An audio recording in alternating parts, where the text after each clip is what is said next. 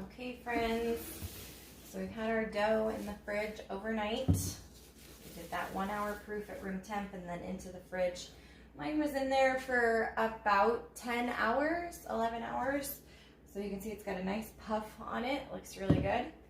Before I get this punched down and start shaping it, I'm going to prep my pans first. So what you want to do is you can use either some soft butter or you can use some shortening, and you're just going to grease the inside of your bread pans, and this will make 2 loaves of bread.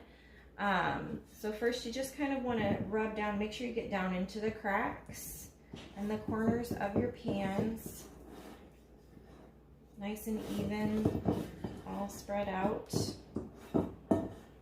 You can also do more of an artesian style loaf, which means it's pan shaped instead of being shaped by the pan. And you would do that on a flat pan. You can do like a braided loaf where you make 3 strands of dough and then braid them, tuck the ends underneath and lay it on a pan. That's one option, but this is probably the easiest way and more of a traditional loaf of brioche.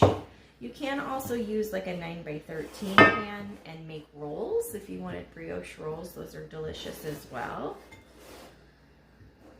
All right, so I have that nice and greased in both, and then what I'm going to do, I'm going to wipe this extra off my hands really quick. I'm going to take some flour and I'm going to dust the inside of the pan. This gives it a really nice baker's nonstick coating. So this is also what I do when I bake cakes to make it so that the cakes turn out and don't get stuck at all in the pan. They just dump right out of the pan. You grease first and then you coat with a layer of flour. Makes a really easy release out of your pan. So I just dump some flour in and then I kind of shake it around so that it coats all of the sides and the bottom. Just like that. And then all of this excess I'm going to turn out into the other pan. So I have this nice floured coating. And then if you have excess from your second pan, dump that in the garbage. Don't put that back into your flour container because now it's been contaminated by a fat source. You don't want to put that back in our flour storage. So nice even coating. I'm going to do this one more time. See how it's got a nice even coat. Just make sure I didn't miss any spots in the bottom of this one. Okay, and I'm just going to knock that excess out. That. I'm actually going to use this excess flour here to pull my dough out. So I've got my pans prepped. Let's scoot this over. I'm going to take my hands and I'm just going to kind of press this dough, and this is going to set up really nice because it's nice and chilled. Nice and cold and solid, kind of deflate some of the air out of it. Now, if you want to be exact and make sure your loaves are perfectly equal, you can use a kitchen scale. But if you aren't concerned about them being perfectly even in size, you can just eyeball it. So what we're going to do is I'm just going to take this and kind of press it down a little.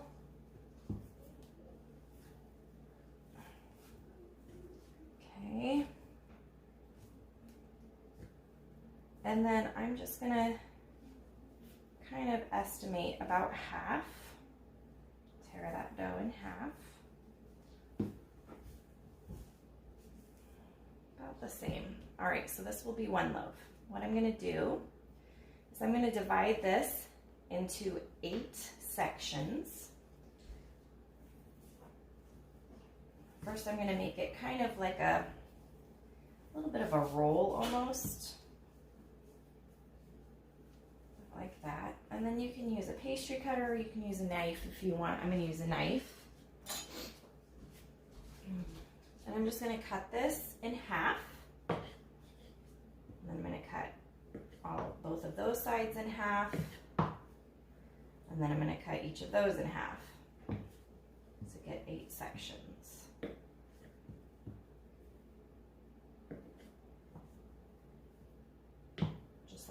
And then each of these 8 sections I'm going to smooth into a ball. Try to work out as many of the seams as possible, so you can kind of use your hand on the counter and kind of roll it around as it warms up from being pulled out of the fridge. It'll soften a little bit.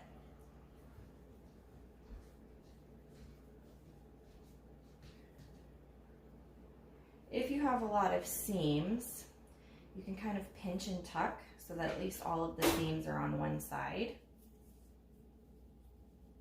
Try to get it nice and smooth. And then what we're going to do is we're going to take that ball and we're going to make a row of 4 balls on one side and 4 on the other, but we're going to stagger them so it's kind of a zigzag motion. I'll show you. Tuck my seams here.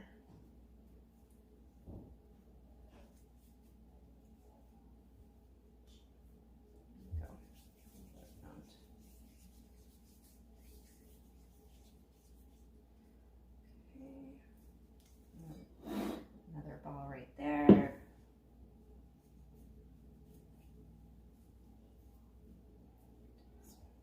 A few of mine are a little bit bigger. That's okay. Like I said, if you're really concerned about making sure you have it perfectly evenly distributed, you can use a kitchen scale and then weigh each of these pieces to make sure they're equal.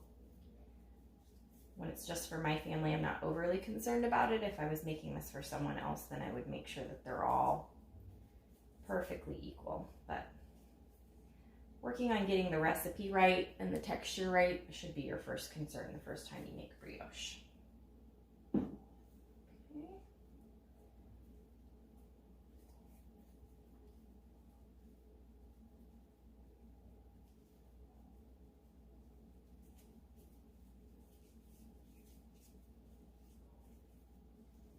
Okay. So I've got 4 balls tucked in that side. I'm going to do the same thing up the other side. We're going to kind of stagger these to make it like a zigzag in the pan. Now, like I said, you can also braid this, where you would do 3 strands, and I can show you with the other section here.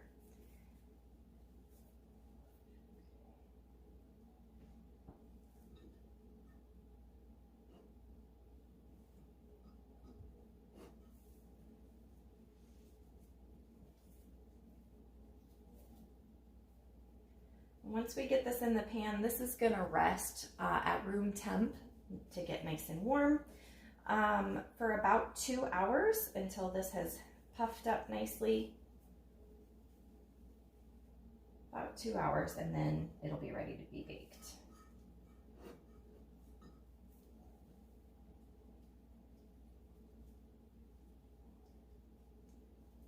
Tuck my seams here.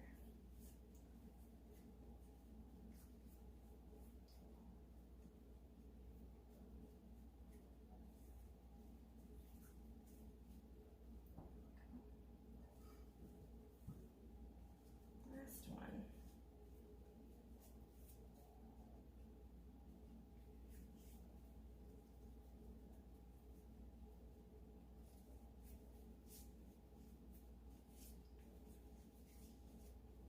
Okay. All right. So then what we've done is we've kind of made like a zigzag. So they're alternating like that, and then that's going to rise up. So we're going to let that set about 2 hours. And then for this one, I'll go ahead and show you how we would braid this. I'm just going to push it down some.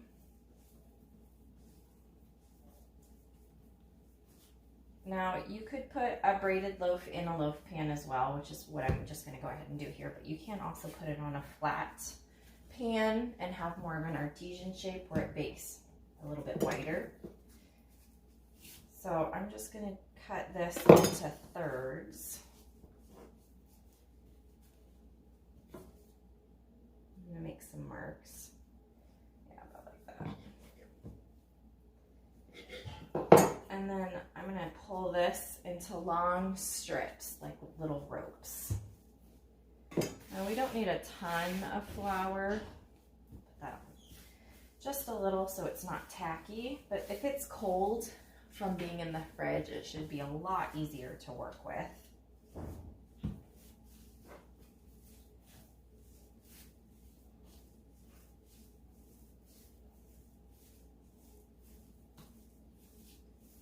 All of the butter in the dough that sets up when it's been put back in the fridge makes it a lot easier to work with when it's cold.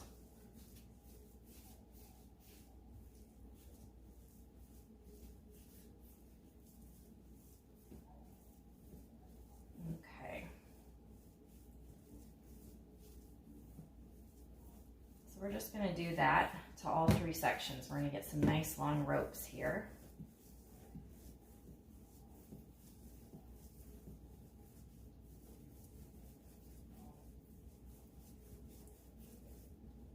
Just like that. So we're going to do that to both of these sections.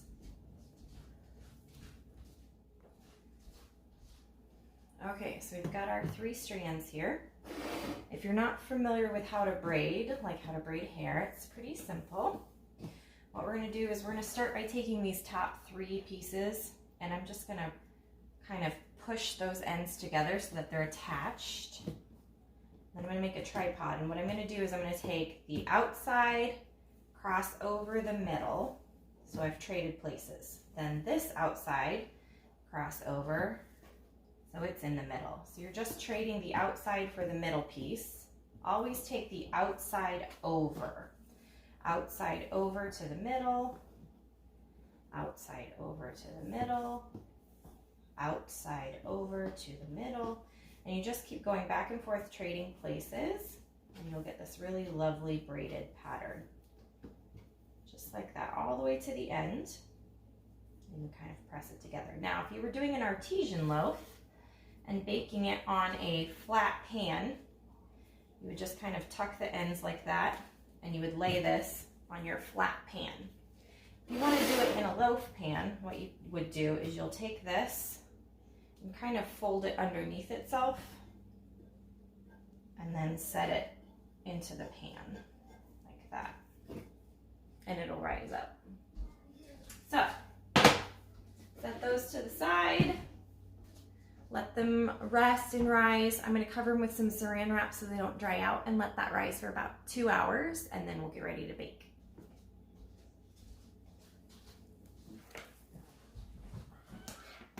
Okay, so we're back, and we've let this proof for about 2 hours at room temp. That's the braided, and this is the balls that we made, so it's puffed up absolutely beautifully. Oven is preheating at 325. Let's be very gentle with this because we don't want to deflate the rise. It's also really important not to overproof, not to let your bread over rise, because the crumb structure will change and it won't have the right texture. So what I'm doing now is I'm going to crack this egg, and I'm going to do an egg wash. So I'm just going to brush a little bit of this egg on the top. This is what gives brioche that really beautiful golden color on the top. A little bit of egg brushed over. So just kind of whipping that together. I'm just going to take very gently so I don't deflate my bread.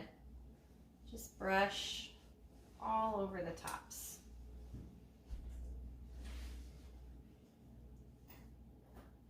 So as I said before, a braided loaf isn't ideal in a loaf pan. That works a lot better on a flat one, but you can kind of see it still gives it kind of a pretty finish here in the loaf pan. Just like that. Now you can also do Swedish sugar pills or pearls. Swedish sugar pearls, you can put those on the top to give it a sweet crunch texture. That's also something we do on cardamom bread, which is a Swedish or St. Lucia rolls. Gives it a nice sweet crunch on the top. Sometimes you'll see a brioche that has that as well, and they come in different sizes. They sometimes are difficult to find in the store, so you might have to order those online, depending on if you have any international food markets in your area. All right, so I've got a nice brush of egg wash all across the top there. And that's gonna go into my oven, 325 35 to 45 minutes, depending on your oven. Really nice golden finish on the top. We want to, if you kind of peek at the cracks, make sure it doesn't look doughy right in the center. If you have a thermometer, you can take a temperature. We want that internal temperature to be around 190. And that's when you know the dough is completely baked through. But 40 minutes is usually a good amount of time in my oven. You can kind of play with the finish time and see what you think. So we'll come back after it's baked.